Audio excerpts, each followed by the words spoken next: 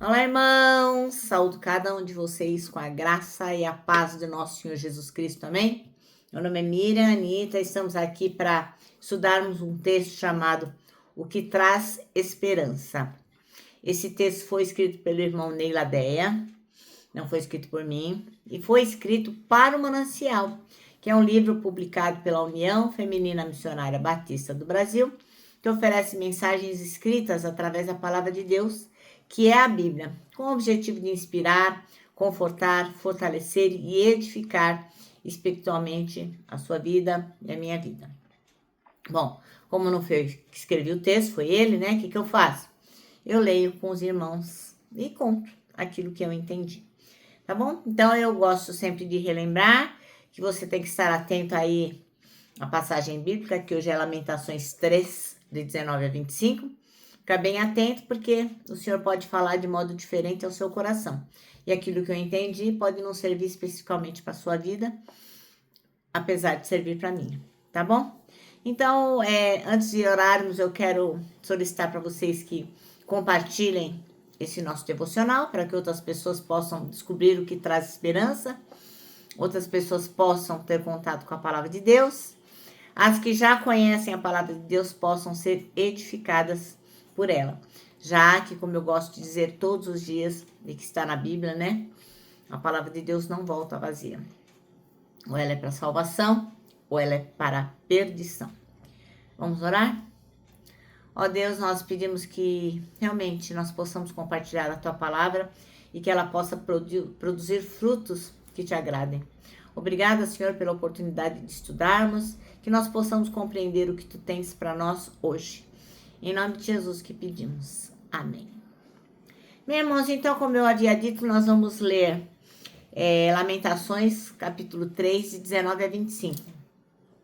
E é um trecho super comovente, é um trecho super esperançoso da Bíblia, que vai marcar a virada emocionante espiritual no meio de um cenário de muita dor, muita dor, muita dor. E o coração da mensagem diz o seguinte: esperança no meio da aflição. Provavelmente quem escreveu Lamentações foi o próprio irmão Jeremias, né? O profeta. E ele vai relembrando a sua dor, o seu sofrimento. Desculpem. E ele compara com absinto e fel, símbolos de amargura e de aflição. Mas mesmo assim ele fala lá no versículo 22 que quer trazer à memória o que pode dar esperança. Então ele não fica lembrando de coisa ruim, né? Que nem a gente muitas vezes fica, eu tô tão triste, e fica só pensando em coisas ruins, para quê? Para poder chorar, para poder se descabelar. Ele não. Ele traz à memória o que dá esperança, e esse é a chave do texto, né?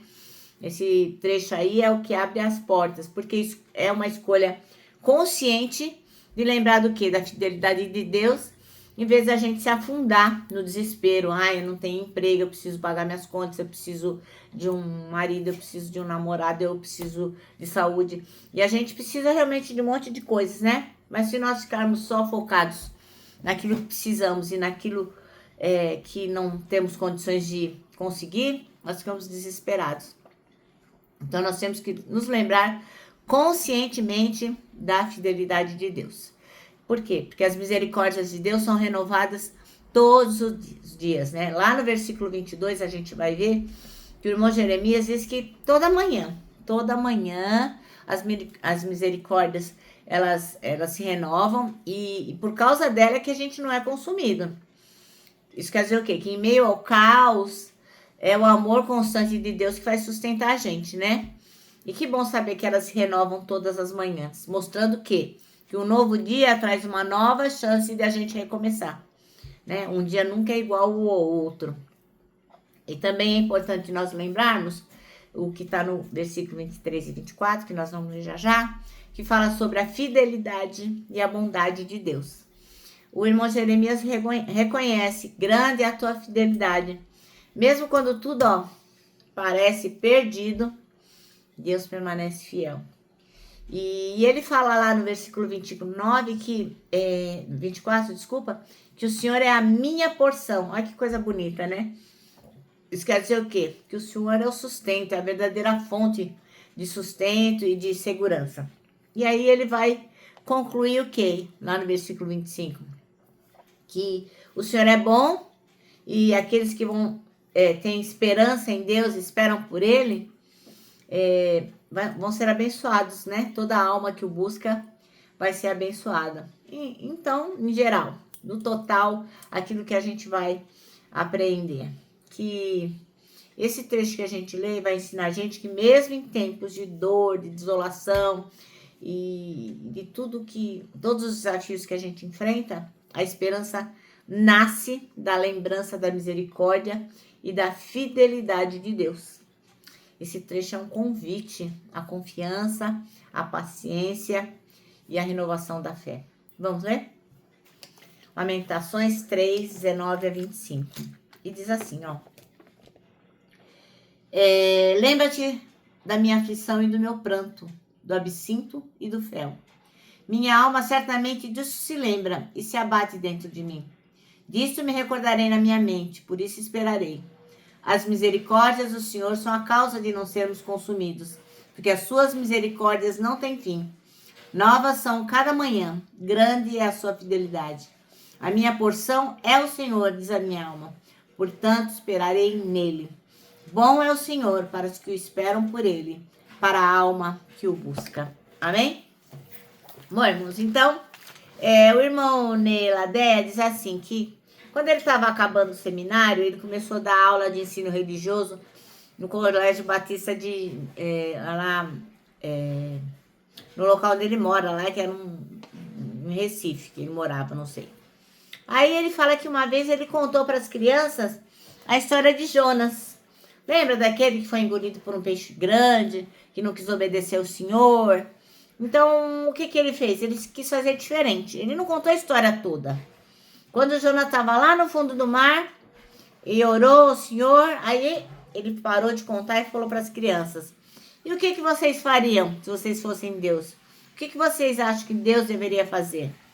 E as respostas, em geral, eram sempre as mesmas, né? Que Jonas se vire. Ele não se enfiou nessa roubada? Ele que se vire. Ele estava lá, naquela situação, porque ele quis. Se eu fosse Deus, falava para ele, eu mandei ele para outro lugar e agora o problema é dele, ele não obedeceu. É interessante, né? Quando a gente lê, a gente tem essa sensação mesmo. Mesmo não sendo crianças, a gente fala, poxa, Jonas não obedeceu a Deus e acabou complicado na situação. Mas não foi essa a resposta do Senhor. Graças a Deus, né? Porque o Senhor teve misericórdia de Jonas e respondeu de outra forma. E como está no Salmo 85, 10, diz assim, ó. O amor e a fidelidade se encontrarão. A justiça e a paz se beijarão. Então, o que aconteceu? O Senhor teve misericórdia de Jonas e tem misericórdia de nós. E também o apóstolo Paulo escreveu em Romanos 5:1, eu vou ler aqui para vocês, que diz assim, ó.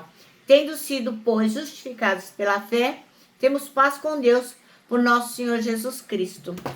Ora, então, irmãos, a gente recebe a paz, a gente recebe a bênção, não porque a gente mereça, porque nós somos justificados e porque nós somos salvos. E ele, então, o irmão Neiladé fala o seguinte, que os anos se passaram e sempre quando ele pensa em Jonas, ele se lembra da resposta de Deus às suas orações, né?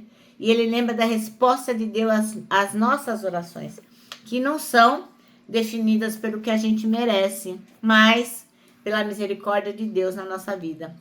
Quanta gratidão, né? Nós devemos ter no nosso coração por esse imenso amor. Então, irmãos e irmãs, olha só, traz à memória essas coisas todas. Para quê? Para que elas possam alimentar a nossa esperança. Amém? Bom, o nosso manancial termina assim, ó. As respostas de Deus às nossas orações não são definidas por merecimento, mas pela misericórdia dele. Amém? Bom, agora eu vou terminar deixando aqui meu abraço diário de ursa. Lembrando que nós temos que ter em mente o que traz esperança. E o que nos traz esperança é lembrar que as misericórdias de Deus são infinitas. Lembra também do nosso versículo deste ano, que é o Salmo 25:12, que diz: quem é o homem que temeu o Senhor? Ele o instruirá no caminho que deve seguir. E agora eu me despeço com a frase do ano que diz o seguinte: tudo está errado até que Deus venha e conserte as coisas. Quem escreveu essa frase foi A.W. Tozer.